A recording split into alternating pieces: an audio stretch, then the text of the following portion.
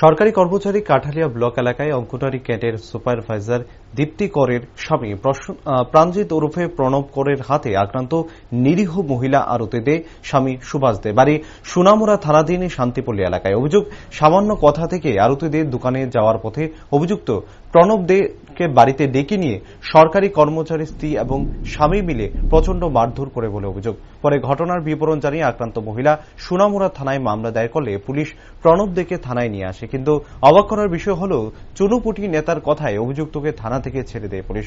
থানা থেকে ছাড়া পেয়ে ফের অসহায় মহিলাকে হুমকি ধমকি দিতে শুরু করে অভিযুক্ত ছেলে অভিযুক্ত মহিলার। এখন প্রশ্ন হচ্ছে, অসহায় মহিলা হওয়ার কি পুলিশের কাছে বিচার পেল না মহিলা? জানা গেছে মামলাটির রেজিস্টার পর্যন্ত করেনি পুলিশ।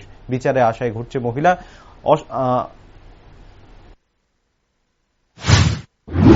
না, তুমি আমার বাড়িতে গালাগালি করছো, এই কথাটা কইয়ে সাইডে আমার এত টাকা ফিরে যাইয়ে গেটের সামনে তুন একটা কাঠের টুকরো আনিয়ে সেরে দেখেন আমার মায়ের কি তাই বুঝছো। আমি আত্মহত্যা লাগতাম পারতেছি না, কিছু না আমার পিছিয়ে। এবারে মহিলা দীপ্তি আইসে, দীপ্তি আইয়া সারিয়া আমার ভাষারি ধুইয়ে এরপরে বাচ্চা দিকে নিয়ে সারিয়া এই তুনুজন আমার কিছু না হচ্ছে। এবার আমি শিখু দিয়েছি আমার বাঁচান গো, আমার বাঁচান, আমার মারে লাগতেছে। এরপরে পাড়া প্রতিবেশী লোক নিয়ে যায়, আমার জুটেছে। কি করছেন? তারপরে থানার পুলিশ যায় না। এবার সন্ধ্যের সময় আসছি, আনার পরে থানা পুলিশ গেছে, যায় সাথে তাদের ধরে আনছে। আনার পরে মানে একদিন ঘন্টা পরে তাদের আবার তাড়িয়ে দিচ্ছি।